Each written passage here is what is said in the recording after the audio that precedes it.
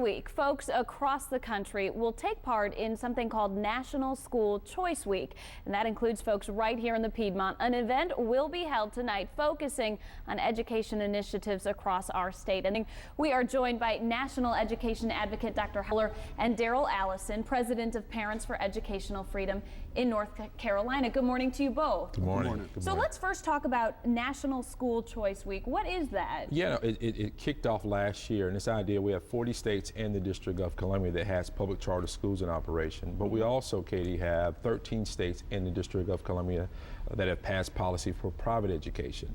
Okay. And so North Carolina, with recent news last year, we passed elimination cap on public charter schools in our state, and we've passed the first private school bill that gave families with children with special needs the opportunity to get tax credits to attend the schools, the very first kind of non-public education scenario. So 50 states are participating this week, over 360 events. And I said, hey, it's time for the Tar Heel State to kind of add its name to that list. And so we're very happy to be, and we're very happy of the recent history that's upon us in our state. Wonderful. Here we are. That brings us to tonight's big event. And I know you will be the keynote speaker.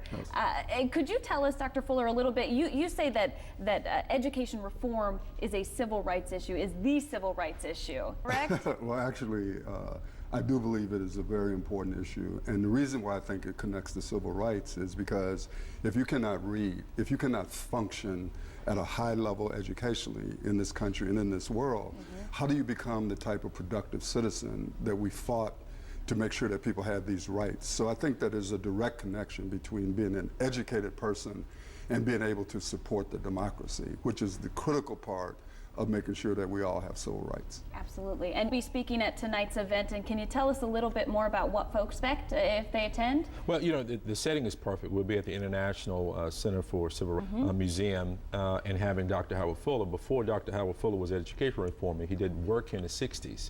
And a lot of, he's a who's who in a lot of different ways.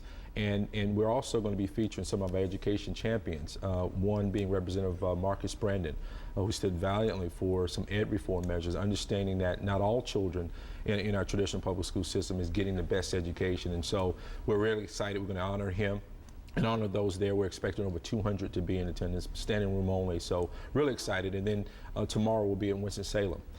There's a great school there, public charter school, low income, at risk, and they got the highest distinction in the state of North Carolina in terms of quality. We've got a lot to celebrate here in the state of North Carolina. Absolutely. Well, thank you, gentlemen, so much for being with us. And I do want to mention Dr. Fuller, if he looks familiar, he was actually featured in Waiting for Superman. It's a very interesting documentary. So thanks again for being here. And tonight's event will be at the International Civil Rights Museum on South Elm Street in downtown Greensboro.